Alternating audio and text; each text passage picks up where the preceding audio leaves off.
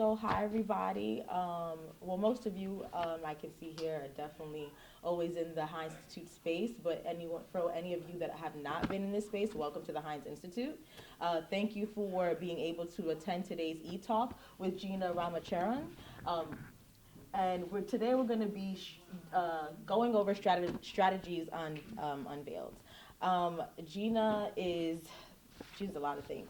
But Gina, she is a NYC business expert. She thrives as an executive by delving into and resolving issues within private, nonprofit, and individual businesses, crafting and optimizing impactful product and service portfolios. With over 20 years of experience, Gina is a visionary and analytical business strategy consultant dedicated to translating strategies into holistic consumer-centric campaign plans, leveraging key insights to drive overall company objectives and success stories across diverse industries. I told y'all she's a lot. So we're just going to be having a conversation here with Gina today. And at the end, I want you guys to, of course, be able to soak in all this information and ask as many questions as possible. Today is very impactful because you have the opportunity to speak with an expert in the industry that can be able to share as many fails, as many opportunities, as well as many wins as she can with you. So, Gina, first I'd like to ask, like, how did your journey as an entrepreneur begin? And then from there, like, what inspired you to start your actual business, which is the idea manufacturer? Well, thank you. She said a lot. I don't know if I can live up to all of that.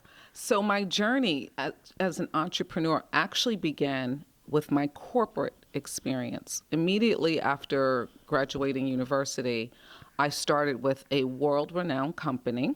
They have little blue boxes. Yeah, that one.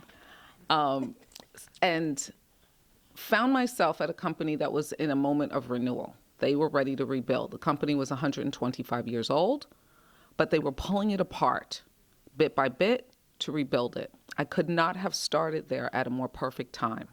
So imagine you're young and you get to participate in building a business. So I felt like it was my business. So I've always found that wherever I went in my corporate journey, I was an intrapreneur. And I encourage all of you, if you're not stepping into the entrepreneurial pool right away, to channel your intrapreneur. Just means you own your business segment in someone else's business. You're contributing to the overall, but as with the mindset of an entrepreneur. So after a few decades of doing that, and I found that I loved businesses that were broken. I wanted to work in businesses that provided cross-functionality in that although I may have been the director of X, Y, and Z, I wanted to know what ABC was doing and how I could impact that and vice versa. So being cross-functional was extremely important. In addition to that, the companies that I liked to interview with were either in a growth spurt or they needed to also be rebuilt. So again, that entrepreneur was always at work. And after quite a while, I was tired and I took a sabbatical. And during that time, I would go hang out in my friend's store and things were bothering me because low-hanging fruit drives me crazy. Like things can be fixed right away. So I'm in her store and this needed to be addressed and that needed to be addressed and her POS system needed to be addressed and she had never had a hierarchy to analyze her business. So I found myself at work again. And she turned to me and she said, "You know what? I appreciate everything you did, but other people need you to do something like this in their businesses too." And so Idea Manufacturer was born. Nice.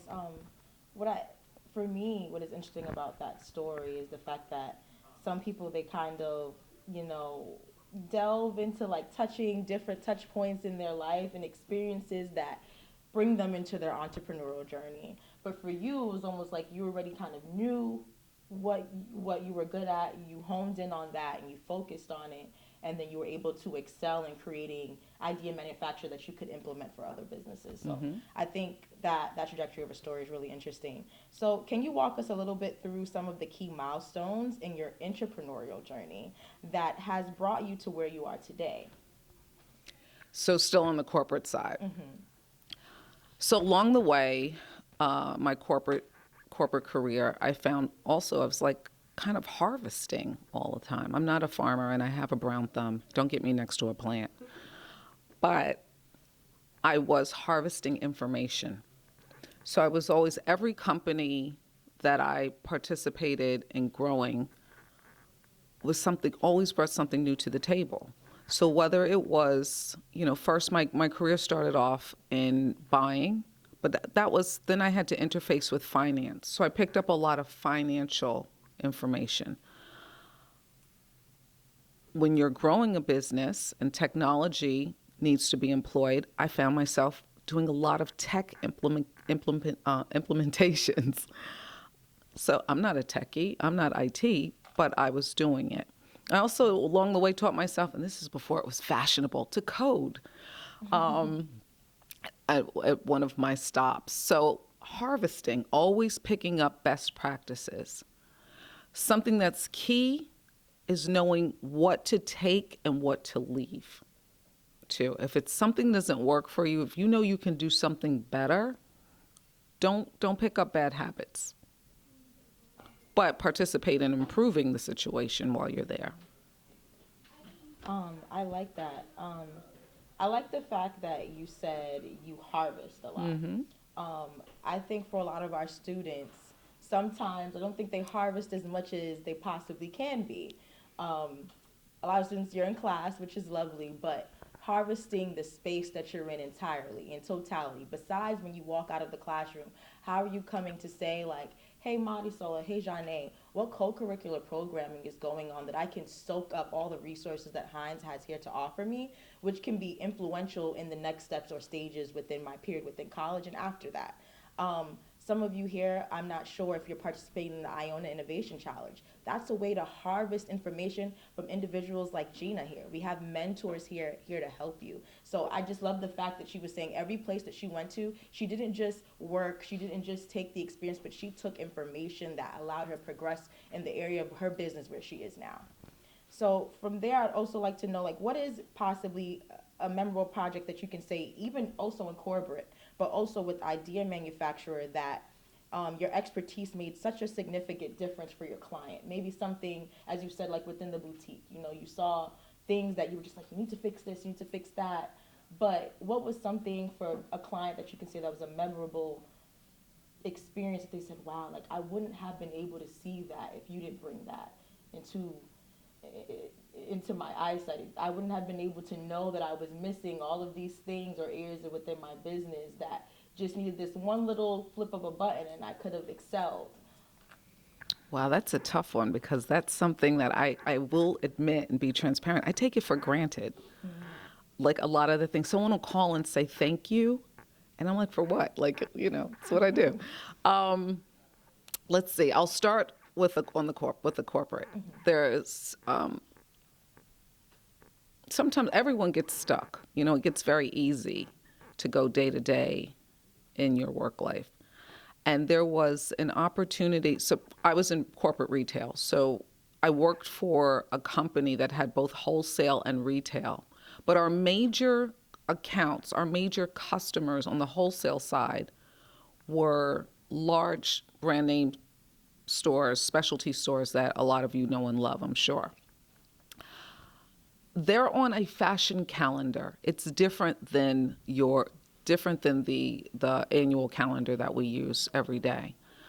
So our numbers were always off. Our numbers there's always this patchworking that had to be done. And I said, well, why don't we just get on the same calendar with regard to our supply chain, with regard to our planning, our sales planning, our inventory planning. If we're on the same page, it's just going to make our process so much more seamless. And finance pushed back. They were like, no, this is our fiscal year. We have our fiscal years on the calendar year. It's going to be too much. And I said, well, you're creating headaches, and it's really just not, again, to me, it was low-hanging fruit. It wasn't that hard.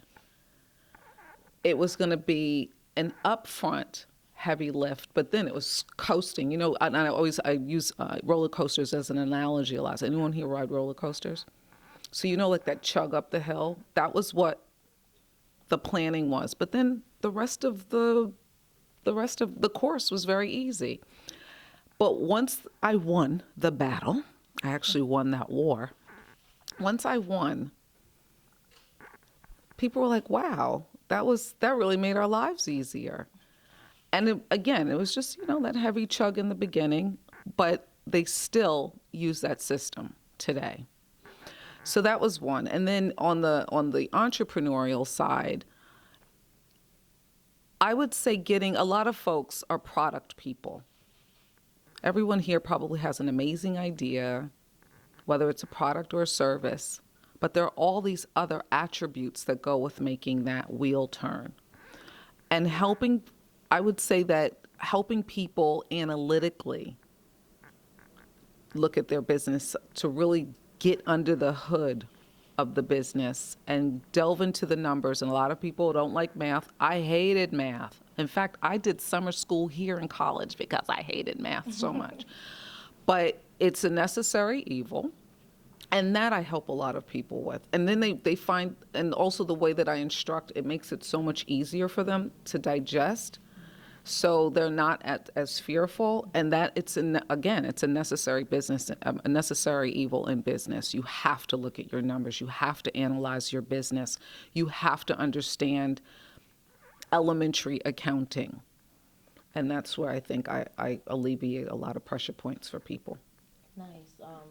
It's quite interesting because I'm not sure, is anyone in here a business major or accounting majors? Anyone in here? You can raise your hand. Okay, so you guys are important. You are helping to keep the flow of businesses running. I think it's also nice because sometimes I speak to certain business majors and they're very stuck behind to just the business process, when it's like there's still other areas that you can flow into and be helpful, especially in the entrepreneurial realm. If you think about it a little bit more in the sense that you have, which is really nice. Can I add something to that? On one of the companies I worked with, it was the first time we had partners. Now, in other areas, there was cross-functionality. In other places, there was cross-functionality. But this time, you had a partner.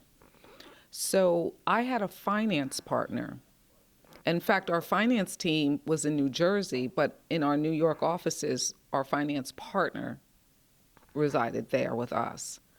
It was so incredibly important because not only did I understand the impact I had on the bottom line, but my finance partner understood the actual business. She understood the fashion cycle. She understood how it was going to affect the numbers. And not a lot of companies do that. So now you have a little secret, be a superstar when you get out there, and make sure that you create partnerships. Nice. So how would you say your approach is to helping clients generate new ideas and strategies for their businesses, or even with you sometimes going with businesses that just need help with maybe just that revamp? What is your processes like? It's different for every single business. I wish I could say that it was cookie cutter, but it's not, because what one person needs is different than another. And sometimes they're trying to get to the same goal, but how we get there has to be tailored. Mm-hmm. So just in general, I ask people to first sit back from their business. I ask them what they like about their business. So before we actually get into the business, what do you like about it? Why are you even doing this? It's interesting to find entrepreneurs, especially those that have been at it a while, turn and say, I really hate what I'm doing. Maybe it's time to exit. So sometimes that becomes part of the strategy. But a good starting point is what excites that entrepreneur about their business, and we take it from there. Nice, that passion. Mm-hmm. With some of our speakers that we spoke with yesterday highlighted that passion being the force behind what drives, an entrepreneur. That why, I think, is always necessary. So some of the things I know that you've worked in, just me knowing about a little bit about your work, I know you've done a lot of work within the community. That's actually how I met Gina. Mm-hmm. She was actually being awarded for helping a nonprofit organization literally, I was with this nonprofit from the beginning, and she had a complete turnaround on what their business looked like, on what their nonprofit organization was able to do as a service to the community, which was really breathtaking to see. So, how do you contribute to local business community as an ecosystem builder, and through the organizations that you've worked with, say with I know like Harlem Commonwealth Council, on Score NYC, like how do you go about looking about how you're going to contribute to these businesses, especially when it comes to nonprofits, because it's a little bit of a different area. When it comes to, so idea manufacturer, one of our customer segments is nonprofit. A lot of people cannot come directly to us for business consultation, so we bring a lot of our services to the nonprofit world, where we do things in cohorts and groups and some one-on-one. But what I found along the way, speaking of ecosystems, it was super important to build ecosystems. Nonprofits, now this is my experience, nonprofits, as you probably are aware, are competing for dollars in a different type of way than for-profit. For-profit is competing for in consumer dollars, whereas nonprofits, it's foundations, it's corporations, it's donations. Last year, I brought together my friend, a friend of mine, Sun Moon Yang, and myself did a roundtable discussion with other nonprofit leaders. Now, I'm not a nonprofit leader, but again, I service nonprofits. Because it takes a village, not just to raise a child, but to create an outstanding entrepreneur. A lot of these nonprofits are business focused. You named Harlem Commonwealth Council, business focused, Harlem Business Alliance, business focused. The New York Urban League has the Small Business Solutions Center. And then there's Score NYC. There are numerous nonprofits in this business space, but they're all competing for the same money. So a lot of times they keep everything close to their chest. They don't want to share information. They don't want to share their membership. But we came together with a way that we could share and all report on our numbers and make the numbers even better. We looked across the board at our different strengths and weaknesses, our programming, so that we would be able to kind of pass an entrepreneur along, and we've done that successfully. There was a initiative with Columbia University and a nonprofit called Harlem Park to Park. Well, I ran an incubator. A lot of the people from my incubator that had consumer goods, I then passed along to this next program, where a lot of them ended up on the shelves of Macy's, Whole Foods, what was Bed Bath & Beyond. But that wasn't my thing. I didn't do that part. I just got them ready for the next level. So it's important to build these ecosystems. While I service a lot of local businesses, my business is based in Harlem, and so we service a lot of greater New York City. We might be planted local, but we think globally. So it's not unusual for me to have a client that's in Atlanta or Houston either, thank God for Zoom. So that's another way that we get to a lot of the local businesses. But local businesses are the economic engines of their communities. They provide the most employment to local communities. They provide a different type of touch than big boxes or national brands when they come to a community. It's very different when you have a true homegrown local business. Nice. What's some advice you could possibly give to some of our students, especially ones that have ideas and they're actually trying to curate and build them up into being possible businesses? What's some advice you would give them on how to be able to, get in contact like with individuals like yourself or from either other local businesses that can help to support them, to propel them to the next level that they need to be in? Don't be afraid to ask for help. That's number one. When I was in college, I had to write a business plan. Interesting enough, it's almost like I cursed myself. It was jewelry. I wanted to open a jewelry store for those of you that may not know, the majority of my career was spent in fine jewelry. So I wanted to open, well, I just went through, oh my God, I'm dating myself. I went through the yellow pages and I called jewelry stores and I asked for help. And one store said, well, can you come on X, Y, and Z day? And they helped me, but they wanted to see my report also because they wanted to weigh in on what I wrote. Did I get it right? And I'm ever grateful to them. So don't be afraid to ask for help. Don't be afraid to test your product and get real feedback. Don't only test with friends and family. I have no problem being that person on the street that stops someone and says, excuse me. I designed a charm bracelet years ago. And I was like, well, can you read that charm bracelet? And because I had a weird design and people are like, oh, it says Harlem. Okay. So don't be afraid. Move the fear out of the way. That's number one. Is that a lot of people have that. They don't want to fail. And when it comes to failure, fail forward. It's okay. I think it's Warren Buffett's, it's Warren Buffett, I believe it's Warren Buffett, or it's Richard Branson says, if you're not failing, you're not working. But fail forward. Don't let one stumble, 10 stumbles, 100 stumbles stop you. If you know you have something worthwhile to bring to the market, keep going. And be ready. Always be ready. It's very important. So what does that mean to be ready? Today, this is my second round. I was at another university today, and people started to pitch. They didn't introduce themselves. They didn't say the name of their companies. Be ready. Practice. Practice your pitch. Always be ready. You never know who's in the room. So those are just a few tidbits. I could go on about that all day, though. I was to say, like, you never know who's in the room, but take advantage of the room that you're in as well. There's so many times that even I remember myself as a student, I would sometimes be shy to go up to individuals that would come to speak, but it was like, what are you going to lose? What are you going to lose?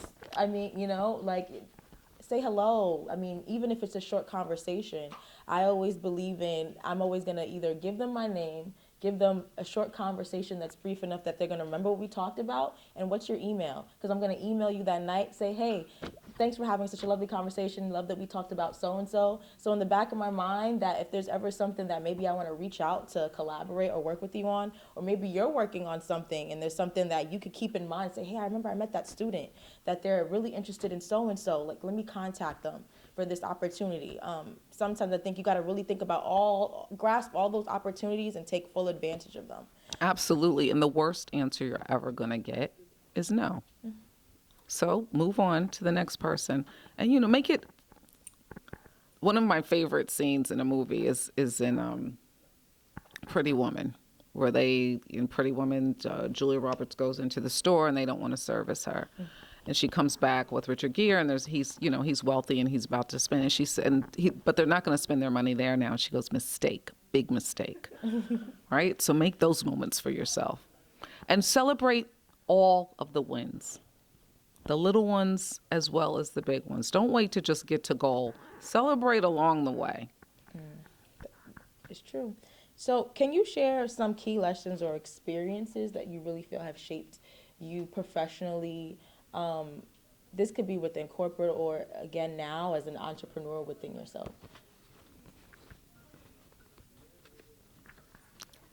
As difficult as it is, sometimes be nice. Be nice. It doesn't seem like it's a lesson for business, but it is. It kind of goes back to you never know who's in the room.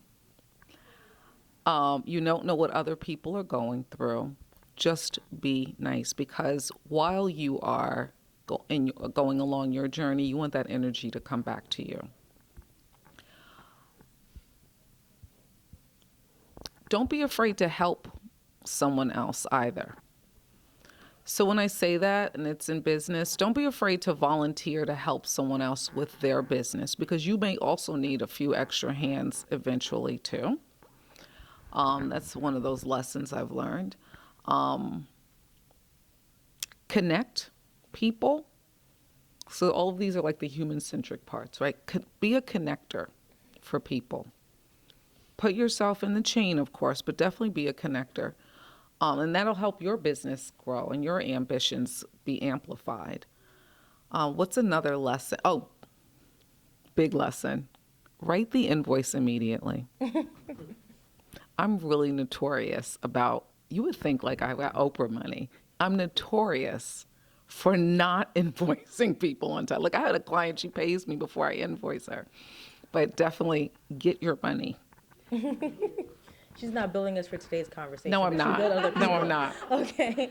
I just also want to go back really quickly. And I think this is something I definitely want to touch on. So I found out actually today that Gina actually was like raised in Westchester, but her business is centered in Harlem. So with that being said, for a lot of our students that may be, close to home, how was it for you to actually branch out into a community that was a little bit foreign to you to actually say, okay, this is not one where I want to, actually develop my business, but two, like, this is where I want to take up all the different resources that I can to be able to soak in to get it to its next stage. Like, how was that for you, that process to make that decision, as well as what advice do you have for students that maybe sometimes we got to get out of our community to maybe take that leap of faith to get to the next stage? Well, as a Westchester, I was someplace else, and I was like, as a Westchester girl, like my pinky came out, because I was like, I'm a Harlem girl. I adopted Harlem, but I'm always a Westchester girl. And Catholic school, K through 12. How did I? So I don't think I did it. I think the universe did it. Like a lot of if I were to write a book about my career journey, it was always like I tripped into something. Like I tripped into fine jewelry. I stumbled on it. That's not where I wanted to be. I knew I wanted to be in retail. I wanted to be in ready to wear. I wanted to work at the monolith of Macy's, but and then or Bloomingdale's, but I tripped into the fine jewelry, and I tripped into this business by, my friend saying, hey, maybe you don't want to go back to corporate. Maybe you want to do this. A friend of mine recommended me to an institution in Harlem, and the rest there was history. And then it just kind of I built a reputation, and then it kind of kept catching on. And just like I'm here today. I mean, so it's not anything that I can say I planned. I can, and just like entertainment, I can make a party anywhere I go. So the same thing when it comes to business. Nice. So definitely, I guess it would go along with one of your lessons of connection, keeping yourself in the chain, but keeping connections, which is really nice. Really quickly, I wanted you to let some of our students know about what is the Lillian Project. Oh, this was big for me. This almost gonna make me cry. So, speaking of tripping, funny thing happened one evening. Some people stopped in. I was in a co-work space, and they stopped in from W.K. Kellogg Foundation. And I introduced them to the executive director because it was a nonprofit and they had the co-work space. And they dropped a nice sum of money about a month later. They were impressed with what was going on. And so the executive director was like, what are we going to how are you going to work this out? So the Lillian Project was born. It was the first incubator in Harlem for native-born African-American women, because for Kellogg, everything has to tie back to children. So how business and children, if you can reinforce the mom and give her a plan for potential legacy, then you have the child is covered. So the Lillian Project was born, and it was named for a woman named Lillian Harris Dean. Lillian Harris Dean was a bootstrapper during the time of the Harlem Renaissance. And she was a woman, I think she was from Mississippi. She had never been to school a day in her life. She had a food cart on 135th and Lenox in Harlem. And they say that she kept her money, held her money tight. Well, she married the man who had the newsstand. She invested in real estate. When Lillian Harris Dean passed, she was, in today's money, she would have been a multimillionaire. I think she had like $300,000 net worth at the time. So the project was named for her. It was about women bootstrapping a business. And I'm proud to say that out of that incubator, we had 6 cohorts. At the end of the 6th cohort, almost 70% of those women were in one of 3 stages: crawl, walk, or run. Their businesses were actionable. And even after the pandemic, we're at about 50%. And how were you able to get, first of all, 6 cohorts? That's It's a lot. amazing. Um, One, what was your experience like working with those different women? And two, um, what's a little bit of the processes that you would say that these women went through in order to be able to get to that actionable stage? I know some of the students are like have worked on business model canvases and they worked on their empathy maps and thus forth, but a lot of times we get stuck in like the whole planning phase. But how do we get to that actionable stage? So the expectation was that you would open a business and again put it in one of those 3 categories. Some, due to lack of funding, if it was a food business, they just did pop-ups. The idea was you take the money, you reinvest, the same as Lillian Harris Dean. You take your money, you reinvest. Now I've seen some of those businesses go from just doing events to having full-on brick and mortar. Someone called me yesterday. They're doing their first quarter. The first quarter this year has already hit 6 figures. It's bit by bit, and for a lot of the participants, it really is. It was taking a lot of small steps. And why? Because the majority of those women were underfunded, which was a problem. So it's taken a little bit longer for them to grow those businesses, but they're out there. Nice, nice. A lot of planning, a lot of due diligence, and utilizing the resources around them. So, what are your future goals for idea manufacture, and how do you envision its evolution?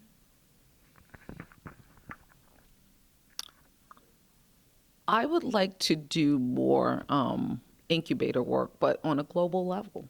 I was in West Africa a year before last, and I was like, I really would like to go back to Ghana and kind of repeat a similar model like the Lillian Project there. So that's something that's on the horizon.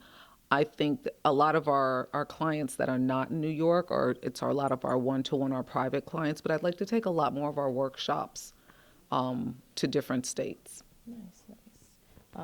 Gina is actually going to be one of the mentors for the Ion Innovation Challenge. So that's another hooray for idea manufacture as well.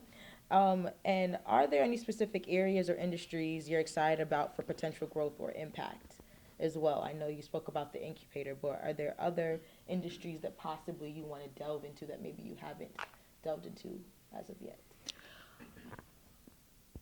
I always encourage people to stretch their minds, so it's not necessarily one industry that excites me, but the idea of taking something super simple and making it big.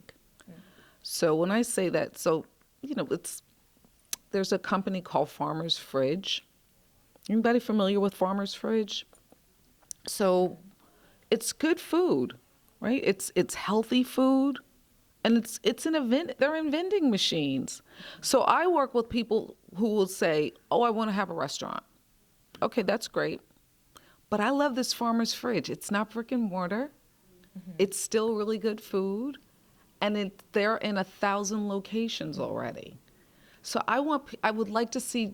So what excites me is when people take a concept and twist it around and stretch it out and make it different. Yeah, I've actually seen that company in the city. They have them in certain college campuses, and I think it's been convenient for kids. Like if they just want lunch, they can just grab and go, kind of thing. So I definitely can agree.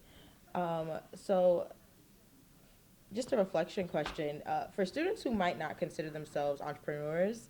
What advice do you have to help them recognize that and be able to tap into their possible entrepreneurial potential?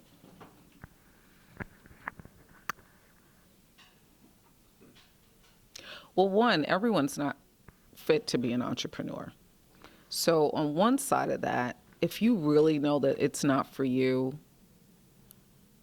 step away. If you kind of like being around entrepreneurs, but you don't want to take the leap, work for a smaller organization. Work with an emerging entrepreneur. I think the other side of that is what does it take to make yourself realize that you have what it takes? Not just getting your product to market, but knowing that you can actually put a team together. I think that's a big one for a lot of entrepreneurs. Once you know that you can put it, so once you, I think true entrepreneurs know how to, not just how to grow their businesses and not hoard their businesses. Too many small business owners don't like to delegate. I think one thing that if you want to delegate, if you know that you're going to be good at that, that'll tell you you're going to be a great business person.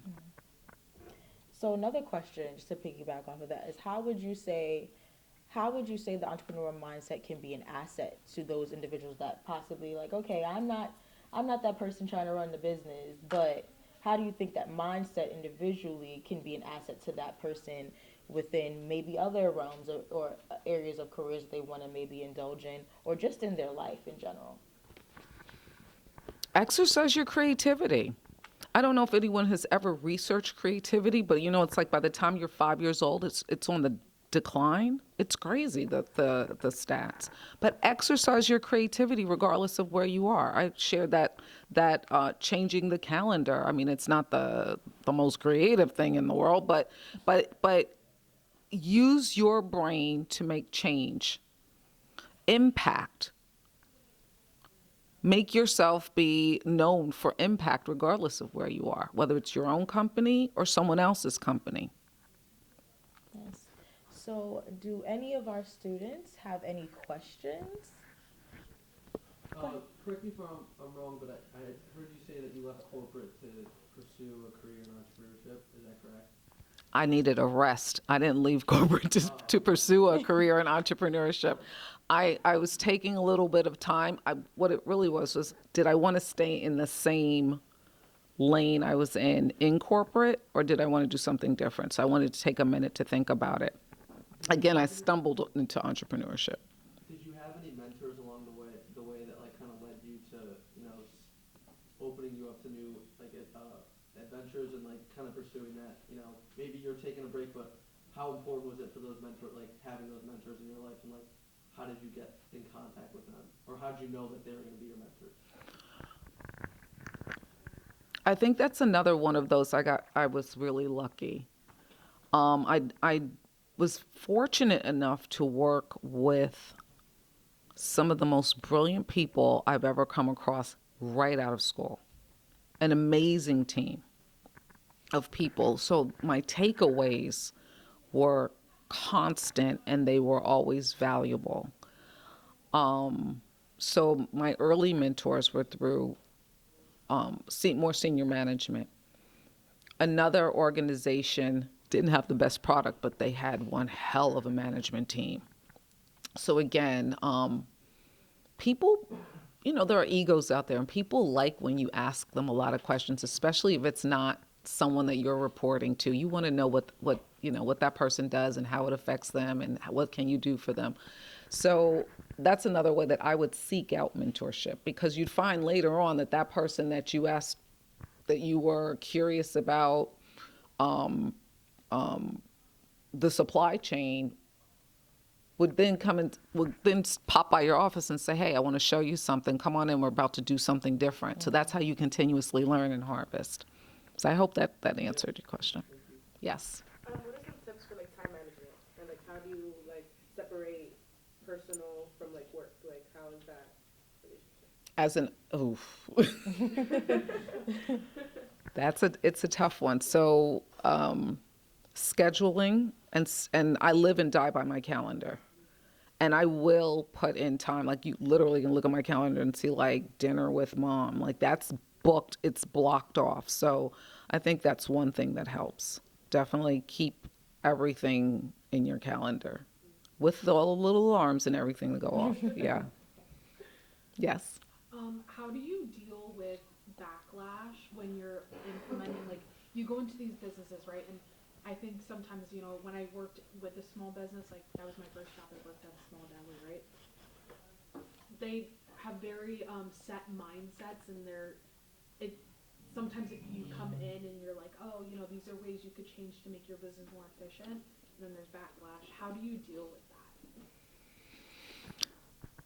I'm hard-headed and a bit of a renegade. In fact, one organization I worked at, I had a nickname, I didn't even know it for a while, called Problem Child.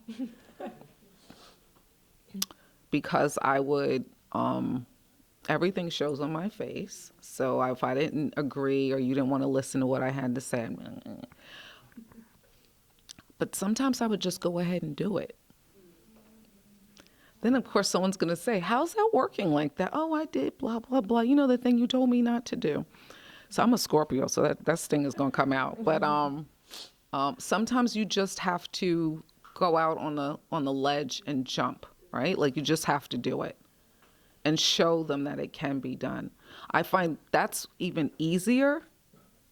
It's just getting everyone to follow along. So when you implement something, if you have a new system, the bigger part is not so much, you know, all the people at the deli might have been like, hey, that was great, but will they follow suit? That's sometimes the harder part.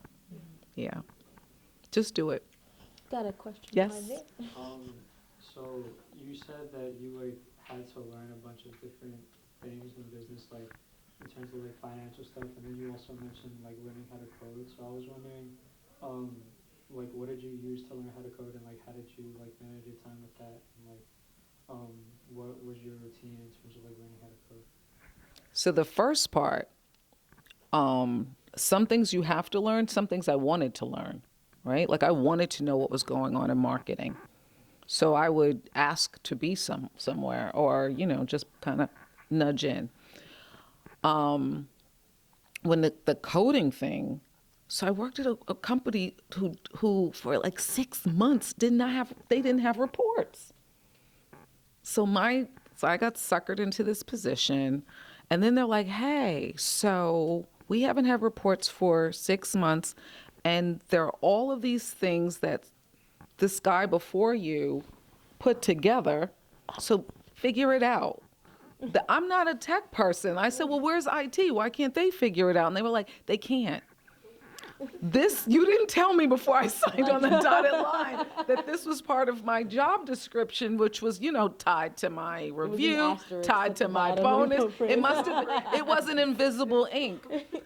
But I will say, the person I reported to needed those reports. So she made sure that there was nothing else for me to do except concentrate on getting it to work, and gave me the runway and time to get it done. So I just would sit and tinker and look at what the other coding, and then just, you know, try to figure out the logic, and I did it. Don't ask me to do it today. I think it was like a miracle, and I can't do another one, but I had to do it. And I also, you know, I like to tinker. I told you guys I like things that are broken.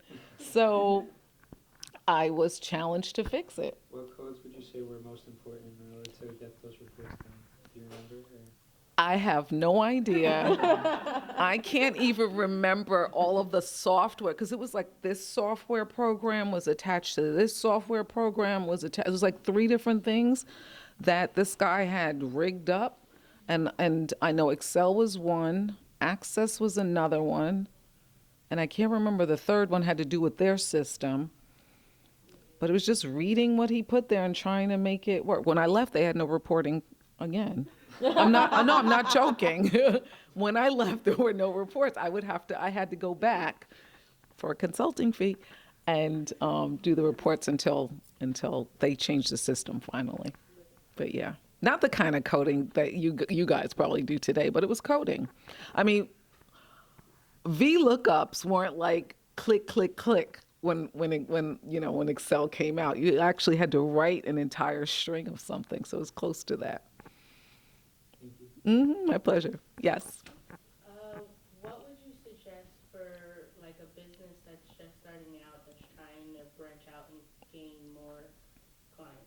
What's your marketing strategy? It's like beauty products and stuff, and starting out with like a website and advertisements, but what else could be done to gain more? So we live in an extremely, extremely noisy world. Like so much information coming at us at rapid speeds. I encourage everyone to get as creative and a little bit crazy as possible to get the attention. It's not the days of, even if someone gave you, X amount of money and said, okay, go do commercials. It's not going to work like they used to work. Social media doesn't work like it worked once upon a time. Now we have to get gritty. We have to get super, super creative with getting our message out there. The other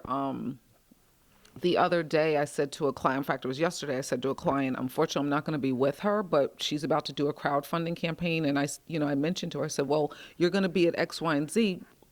Where can you put the QR code so that you can just mention it? You're just going to slide it in there. And I said to her, if it was me though, I would wear a t-shirt with the code on the front. You have to get super creative. And that doesn't always mean tons of money either. So whether it is an influencer's, now most influencers are paid and it's not genuine. Find people who are going to genuinely talk about your product. Because word of mouth it was the first major form of advertising, and it is still consistently the best form of advertising. Just dig in there, figure it out. Beauty products, like hair products. More skin, but venturing out into hair.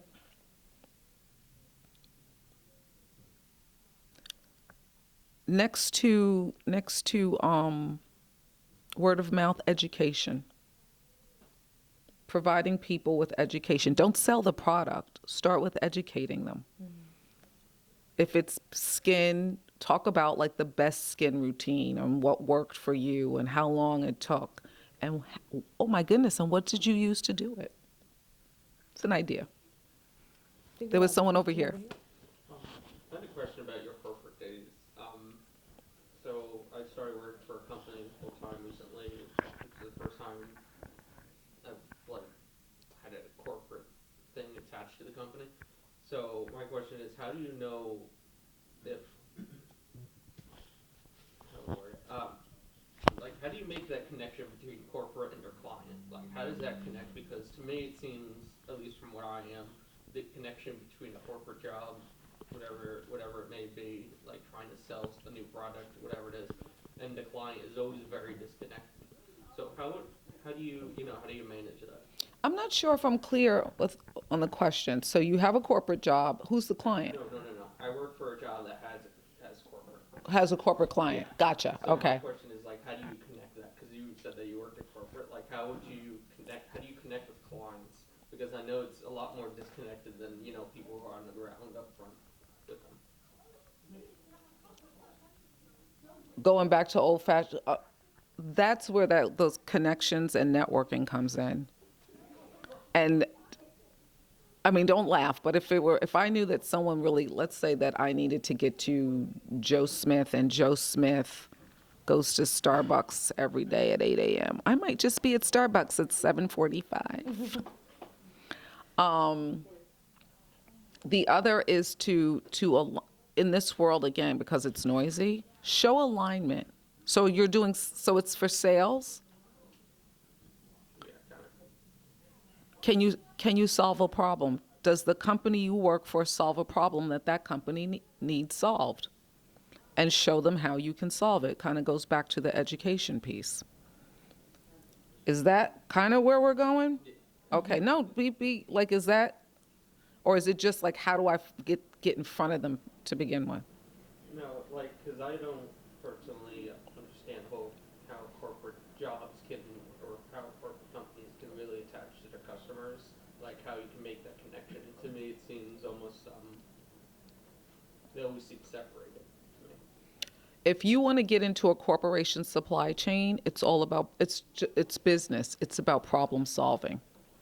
And if you're gonna so there's Staples, right? So everyone for a long time was using Staples as their supplier for all of the office goods. All of a sudden comes this weird little company called WB Mason with the van and with the box. They're like thing almost reminded me of Barnum Bailey, but first it was the look. I think that just the look of the company piqued folks' interest. Then they started doing their sales calls, and then of course they undercut the competitors' pricing. So a lot of people moved to using them for their supply chain, but solve a problem. Yes. So earlier you mentioned that like creativity is on a downslope once you hit like a certain age. So my question is, how do you keep yourself creative? I don't think it's everyone, because I think I'm like 5 years old all the time. So that's not everyone, but there is research. I mean, you can Google it right now, like the span of creativity. I think that's why so many people, like you have people that are like, and then you have folks that are,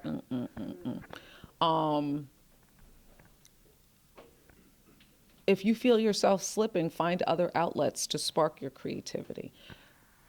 If you are, I love this about Steve Jobs. Does anyone know how Steve Jobs took meetings? He'd walk. It was rarely like a sit down at a desk. He'd be like, hey, you have to go out, let's walk. That got the juices flowing for him. So find out like what makes the wheels spin for you. Maybe it's doing things like I do. Just I get frustrated, I can't think, I need to write for a client. I'll get up, I have a deadline, but I'll get up and go to the museum. Just walk around, take in some beautiful art. And once you're out of your change of your environment, very often like it clears your head. You can create again. Yep. Do we have any other questions? Come on, guys, this is fun. And today, it's free. Yeah, that part too. No other questions? Yes. Are you pursuing any side hustles or things on the side from your business that you already have since you're an entrepreneur? Do you have any ideas? So it's interesting that you say side hustle. I stopped saying the word hustle about a year ago. So even like, this, I'm a side hustler, sidepreneur, right? Sidepreneur. So do I have any other business interest? Yes, I do. Do I want more? Of course, because in today's world, having multiple revenue streams is important. Nail one down, make it work, and then go to the next one. Far too often I'm with people who are like, I want to do this, I want to do that, and I want to do it all tomorrow. So yeah, I have other ambitions. Do you want to know what they are? It's the inside scoop. I'm thinking about going back to consumer goods, like doing something with consumer goods, possibly like an Amazon store. Yeah, but I'm thinking about it. I like that you have a passion to want to do more rather than maybe just settling. You like to. I have expensive taste. I have a lifestyle that needs to be taken care of. But I'm not. But the like the tinkerer in me, right? So I like doing stuff. But do I want to do it all by myself? That's a thing. Don't. Try not to be a solopreneur for long. Now, that's me sitting in a glass tower telling you that, because I am a solopreneur, but I have an ecosystem. I do have a base of people that work with me. They're just not full-time employees. So while you're taking on more, make sure that it's not always falling on your shoulders, because that'll give you burnout quickly. But yeah, once you nail one thing down, keep going. Multiple streams of revenue, very important. And the reason I also said stop, once you get your first revenue, I don't care if it's you work 4 hours on Saturday afternoon in front of the game selling pretzels, in front of the stadium selling pretzels. You are no longer doing a hustle. You are an entrepreneur. It's just part-time. And hustle, the word hustle always makes me think that you're not employing strategy because you're hustling to the next thing. So it doesn't matter if it's part-time or full-time. Always employ strategy. Always think about the next time, the next thing. Don't get, I said celebrate the wins, but don't get complacent either. Always do postmortems. You didn't make the revenue plan. What are we going to do next? We beat the revenue plan. How are we going to beat it again? So never just sit still. Anything else? We have time for another one? We have time for another question, if anyone. Yes. What made you want to become an entrepreneur? Like, was it a certain experience in your life, or was it something that you wanted to do when you were a kid? I think if I called my mom, she'd probably say like you were always going to own a business. She always says to me, your life comes in projects. So I think that's part of that. Again, I kind of stumbled. I was supposed to, when I even started my business, I said, I'll do this for 3 years. I'll go back to corporate. That was over 10 years ago. The freedom, once you get the freedom to determine your schedule, to work really hard for yourself, because if you're working for someone else, you're gonna work, you're gonna grind. So why not do it for yourself? So yeah, that's how I got there. It wasn't like I didn't, from 5 say, yeah, I'm gonna be my own boss. That's not how it started. It just, again, it all kind of, the universe led me there. Do you have a question? Yeah. Where did you typically look when looking to add people to your team, or just generally look for people to pursue your entrepreneurial goals with? Because like when it comes with things like that, an element of trust is also involved as well. So. You audition people. So my suggestion is to start folks off with small projects and not necessarily projects that are going to be highly visible. People don't always go by what's on paper on someone's resume. Make them walk the talk. Some people that are in that ecosystem I've worked with, so I know how they work. I know what their output is like. I know what their work ethic is like. And then there have been some people that, they had to be put back in the pasture. They never to be seen again by me, that's for sure. But audition folks and give them small projects to begin with. I also, I utilize, like I said, I have a graphics person that I've worked with for years. She's in Pakistan, and the person that does our website is in India. I've never met them in person. It's all been electronic, but it was, again, small projects. Nothing that was going to break my website, make my website look crazy, just small projects. But my web guy, once he went in and he said, I noticed some things were off a little bit, so I just went in and fixed them. I'm not charging you for that. And he showed me the difference, because I was like, are you making that up? But he showed me, and I was like, I knew he was part of my tribe. Yeah. Good question. So if we have no more questions, I would love to thank Gina again for being here with us today.